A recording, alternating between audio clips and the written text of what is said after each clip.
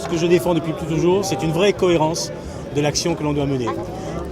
Avec l'Europe, les choses se passent plutôt bien et nous avons beaucoup de difficultés par contre avec Paris globalement, quels que soient les gouvernements, à nous faire entendre. Pour une raison première, c'est que nous ne parlons souvent pas d'une même voix, les politiques d'un côté et les acteurs privés de l'autre. Et donc j'ai demandé effectivement ce matin à l'intersyndicale, à l'ensemble des représentants, que nous puissions avoir donc tout début du mois d'octobre une rencontre officielle avec des représentants parisiens, donc gouvernement, et que nous puissions nous exprimer d'une même voix sur les difficultés du BTP, sur ce qui a été déjà mis en œuvre au niveau de la Réunion, sur ce que les collectivités locales apportent et sur ce que nous devons et que nous attendons aujourd'hui de l'État, notamment sur la question du logement, aussi bien du logement neuf que de la réhabilitation de logement.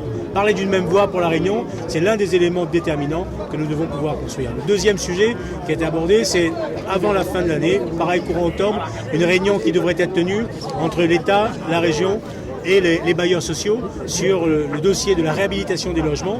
Nous pouvons effectivement mobiliser l'équivalent de 60 à 80 millions d'euros par an si nous voulons pouvoir donner du travail aux très petites entreprises. Et ça, c'est tout le programme de réhabilitation de logements sociaux. Vous savez que je plaide encore une fois pour cette vraie cohérence des politiques publiques. Nous devons à La Réunion rassembler les élus, rassembler tous ceux qui veulent travailler pour le développement de La Réunion. C'est ce que je m'évertue à faire.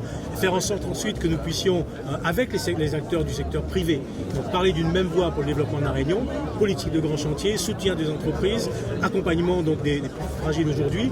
Et donc dans cette démarche-là, dans cette logique-là et sur ce projet réunionnais-là, je souhaite effectivement qu'il y ait le plus large consensus. Et je pense avoir été entendu, comme j'ai entendu avec beaucoup d'attention, les difficultés qui sont celles des acteurs du BTP aujourd'hui.